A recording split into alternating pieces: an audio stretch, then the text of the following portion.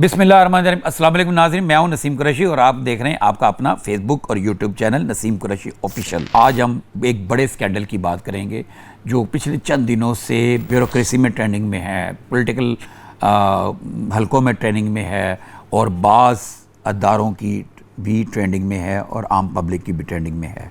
लेकिन इस हवाले से अजीब सी रिपोर्टिंग हो रही है और मैं नहीं किसी पर गिला करूँगा, बहुत सारे हक़ाइक़ पर डॉक्यूमेंट्स के साथ भी रिपोर्टिंग की है, लेकिन मैं आज चंद हक़ाइक़ के ऊपर पर्दा उठाऊँगा और मैं आपसे डिस्कस करूँगा, उसके बारे में बताऊँगा कि असल में एक्चुअल स्टोरी क्या है और ये क्यों हुई और इसके पीछे कौन है। और इस वक्त इकबाल सगेड़ा साहब कहाँ हैं। इकबाल सगेड़ा साहब को अदालत ने जुडिशल रिमांड पर जेल भिजवा दिया है और वो अपना मखसूस जो 14 रोज़ा जिस्मानी रिमांड के बाद उनको मेरे ख्याल पेश किया जाएगा, दोबारा कोर्ट में पेश होगी या फिर जब चालान कंप्लीट होगा तो उनको वहाँ पे केस लगेगा तो वहाँ पे अदालत में लाया जाएगा। असली वजह क्या है, इसमें एक मुबैना तौर पर ख्वाजा आसिफ साहब का भी नाम आया और भी कई नाम आए, लेकिन मैं आज आपको ये जो हैरान रह जाएंगे जो मैंने आपको बात बतानी है। इससे पहले कि आप आज का अपना व्लॉग शुरू करें, आपसे रिक्वेस्ट है कि आप हमारे चैनल को सब्सक्राइब भी कर लें, बेल आइकन को क्लिक भी करें और लाइक भी लाजमी करें और कमेंट्स बॉक्स में जाके आपने कमेंट ज़रूर करने हैं। नाज़रीन, इकबाल सगेड़ा साहब वो शख्सियत हैं जो वहाँ पर सबसे डीसी से भी ज़्यादा पावरफुल शख्सियत समझा था। ये एक पुरानी तकसीम थी ज़मीन की, एक एप्लीकेशन आई कोई 20 साल बाद। इकबाल सगेड़ा साहब ने उस ज़मीन की तकसीम को की जमाबंदी की, उसको इकट्ठा किया, यकजा किया। ये एक पूरी स्टोरी है, हमारे कई दोस्तों पर इसके डॉक्यूमेंट्स भी हैं। लेकिन मैं आपको तवज्जो दिलाना चाहता हूँ कि इकबाल सगेड़ा साहब ने ये जो काम किया और कब से ये ADCR में लोगों के पुराने मसाइल यूँ हल हो रहे हैं और किसी के वो ज़मीन क्लियर की जा रही है। तो जनाब, कहानी कुछ इस तरह है कि इससे पहले जो एक हाउसिंग सोसाइटी है, एक बल्ले बनाने वाली कंपनी का भी नाम है, हाउसिंग सोसाइटी के लिए जो मंजूरी दी गई और उसमें उसको अरबों रुपए की वो प्रॉपर्टी, मतलब आप वहाँ पे अगर एकड़ ज़राई अराज़ी लेंगे 8 लाख रुपए एकड़ था, उसको एकदम से जब आप उसको ब्राउन में ले जाएंगे, उसमें उसको ज़राई अराज़ी से उसको ब्राउन, हमारे यहाँ लाहौर में जो हाउसिंग सोसाइटी बनाने के लिए जो जगह है उसको ब्राउन एरिया कहा जाता है, ब्राउन एरिया में कन्वर्ट कर देंगे तो उसकी कोई कीमत होती है। तो ये मुबैना तौर पे जो कीमत जो करोड़ों अरबों रुपए बताए जा रहे हैं और जो एक कीमती गाड़ी और कीमती घड़ी का जिक्र किया जा रहा है, सिर्फ आपने एक बात इस पर ज़रा तवज्जो करनी है नाजरीन। ये कोई इकबाल सगेड़ा साहब ने गन पॉइंट पे वो जो बरामद की है, पता नहीं बरामद हुई है कि नहीं, कीमती गाड़ी और ये जो घड़ी, वो गन पॉइंट पे इकबाल सगेड़ा साहब ने नहीं ली होगी, ना गन पॉइंट पे किसी ने उनकी ख्वाहिश पूरी की होगी। कोई यहाँ पे CCD का दौर चल रहा है, गन पॉइंट पे कोई किसी को कुछ कर ही नहीं सकता, कुछ ले ही नहीं सकता। इतनी कीमती गाड़ी इकबाल सगेड़ा साहब से बरामद की गई और वो जो एक स्पोर्ट्स कंपनी के मालिक के नाम है, इसके पास जरा किसी ने सोचा कि ये गाड़ी उनके पास क्यों थी। मैंने आपको पहले बताया गन पॉइंट पे तो ली नहीं थी। अब जरा कानून जरा चेंज हो चुका हुआ है, CCD फौरन हरकत में आएगी और वो काबू करेगी। देखें अभी जो है ना अतीक डोगर हैं DSP CCD कसूर के, वो फैसलाबाद से एक इंस्पेक्टर को SHO को थाने में बैठे हुए को पकड़ के ले आए। वो क्यों पकड़ के लाए? वो कसूर से एक शख्स को अगवा करके उसके मर्डर के केस में वो मुलव्वस, मतलब हालात चेंज चुके हैं। वो भी CCD के अतीक डोगर साहब है, बड़ा अच्छा काम किया उन्होंने, वहाँ से वो उसको पकड़ लाए। तो यहाँ पे अगर सगेड़ा साहब ने भी गन पॉइंट पे उनको गाड़ी ली है, गन पॉइंट पे रोलेक्स ली है, कीमती घड़ी जिसकी लाखों रुपए कीमत बताई जा रही है और गाड़ी की करोड़ों रुपए कीमत बताई जा रही है, तो ये एक छोटा सा एक पॉइंट है जो इस केस में किसी की तवज्जो नहीं गई। मैं दिलाना चाह रहा हूँ कि अभी तक हमारे इदारों ने ये सोचा है, ये जिसके भी कहने पर ये एक्शन हुआ, ये गिरफ्तारी हुई, अब होगा क्या। मैं आपको नाज़रीन एक बात बताऊं, जहाँ तक मुझे इत्तला मिली अभी इनको मुअत्तल नहीं किया गया, ना वहाँ पे कोई दूसरा बंदा तैनात किया गया। जब तक ये जेल में रहेंगे और जेल से बाहर आएंगे ये मामला बहुत ज़्यादा सेटल्ड हो जाएंगे। मुझे इकबाल सगेड़ा साहब से कोई उनसे वो नहीं है, कोई नाराज़गी नहीं है या मैं उनके ख़िलाफ़ नहीं हूँ या जो उन्होंने एक्ट किया उसके भी मैं अगेंस्ट नहीं हूँ। मैं अगेंस्ट हूँ इस सिस्टम के कि आपने आम तरीके से काम नहीं होता, इस तरह के काम हो रहे हैं।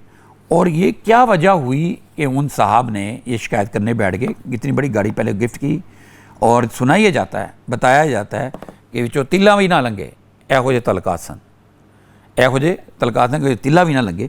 तो ऐसे तलकात के दौरान ये जो ख़राबी हुई, ये क्या वजह हुई?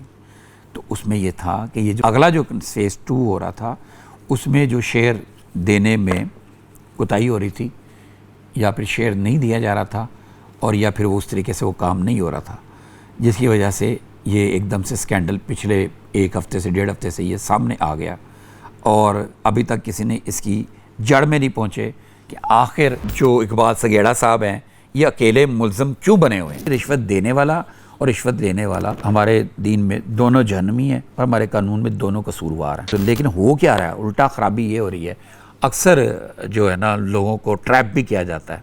यहाँ मैं ये नहीं कहूँगा इकबाल सगेड़ा ट्रैप हुआ है। मेरे एक टीचर है, मेरे उस्ताद हैं, मैं उनका नाम नहीं लूँगा, उनके दायरे का नाम भी नहीं लूँगा। एक शख्स आता है, वो उनकी गाड़ी के पास रोकता है उनको, उनकी गाड़ी का शीशा नीचे करते, पैकेट नीचे गिरा देता है उनकी गाड़ी में। वो कहते हैं ये क्या, साथ में दूसरे बंदे आते हैं, एंटी करप्शन का दरवाज़ा खोलते हैं, वहाँ से पैकेट बरामद करके उनको अरेस्ट कर लेते हैं। पुराने नारकली सरकारी मुलाजिम थे, ये पुरानी बात बता रहा हूँ, 10-15 साल पुरानी, इतनी ही 10-12-15 साल पुरानी नारकली थाने में उनको रखा गया, उनके ऊपर उन बेचारों को जलील कर दिया गया। लेकिन बाद में वो झूठा केस साबित हुआ, वो अपने जो मुद्दत मुलाजमत पूरी करके रिटायर्ड हुए। तो कहने का मकसद ये है, अब मैं इकबाल सगेड़ा साहब के पे नहीं लगा रहा, तो ये आपने उनको पकड़ लिया, एक सरकारी अफसर को उसको जलील भी कर दिया, फाइन आर्ट के टीचर उनको आपने पकड़ भी लिया, उनको आपने जलील भी करे, लेकिन उसके ऊपर कोई मुकदमा नहीं किया जिसने उनके खिलाफ मुकदमा एंटी करप्शन के साथ मिलकर कराया। LDA में रोजाना एप्लीकेशंस आई होती हैं, अगर कोई किसी की बात नहीं सुनता, कोई जाली किस्म के लोग हैं जो फिर रहे होते हैं, वो दरख्वास्तें दे देते हैं, उसका काम नहीं हो रहा तो वो, और वो भी एक चीज़ें पता है, एक शख्स का एक्चुअल है दरख्वास्तें देने वाला, उसकी दरख्वास्तों पे एंटी करप्शन बड़ा ज़बरदस्त काम करती है। बात ये ना कहीं और चली जाएगी। बात हो रही थी इकबाल सगेड़ा साहब के ऊपर, तो अभी तक किसी ने ये कुर्रा नहीं निकाला कि उनको इतनी कीमती गाड़ी, अच्छा पैसे कितने दिए गए, कितने बरामद हुए, ये तो अभी हम चंद दिनों में आपको मैं इसकी तफसीलात दूंगा। जो अखबारात में जो आ रहा है, इतने अरब, इतने करोड़, इतने लाख बरामद हो गए, मेरी तो समझ से बाहर है कि वो कहाँ से बरामद हुए। तो वो बरामदगी रिकॉर्ड पे है या नहीं है, ये भी हम आपसे बात करेंगे।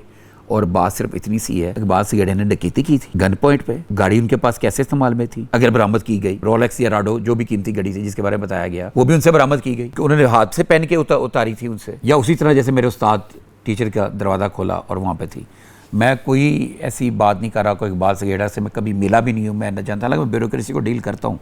बहुत सारे मेरे दोस्त भी हैं, जो बहुत सारे ADCR है वो मेरे दोस्त हैं, DC मेरे दोस्त हैं, कमिश्नर मेरे दोस्त हैं, सेक्रेटरी हजरात मेरे कई दोस्त हैं, एडिशनल सेक्रेटरी मेरे कोई दोस्त हैं, डिप्टी सेक्रेटरी मेरे दोस्त हैं, असिस्टेंट कमिश्नर मेरे दोस्त हैं, और सब रजिस्ट्रार मेरे दोस्त हैं, और पुलिस के एक IG साहब मेरे दोस्त हैं, एडिशनल IG मेरे दोस्त हैं, DIGs मेरे दोस्त हैं।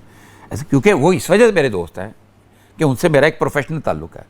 मैं जर्नलिस्ट हूँ, मैं बाकायदा एक वो जर्नलिस्ट हूँ जिसने तमाम ठोकरें खाई हैं, तमाम किताबें पढ़ी, तमाम क्लासें पढ़ी, जर्नलिज्म की तालीम हासिल की है। 1992 से लेके आज तक प्रैक्टिकल जर्नलिज्म कर रहा हूँ, एक बड़े अदारे से मुंसलिक हूँ, और इस वक्त आपसे पॉडकास्ट पे भी बात कर रहा हूँ। मैं कोई हाइब्रिड या मौसमी जर्नलिस्ट नहीं हूँ, हमारा एक तरबियत है, हमारा एक बैकग्राउंड है, हमें कुछ सिखाया गया, हमने वो काम सीखा, अभी तक हम तालिब इल्म हैं।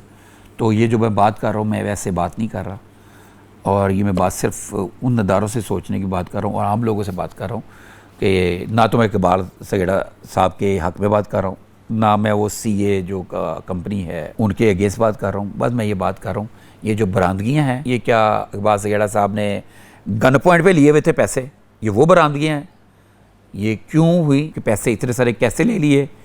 वो एक शरीफ से बंदे ने, मतलब जो कनटुट्टा बदमाश नहीं है, गैंगस्टर नहीं है, रेपिस्ट नहीं है, डकैत नहीं है, कातिल नहीं है, तो वो शरीफ आदमी है। ये ज़रा सोचने की बात है। बहुत जल्द हम आपसे नए व्लॉग पे मिलेंगे और इस केस की भी अपडेट देंगे। मैं काफ़ी दिनों से ये सुन रहा था, बस मुझसे रहा नहीं किया, मैंने कहा आज मैं आपसे बात करूँ।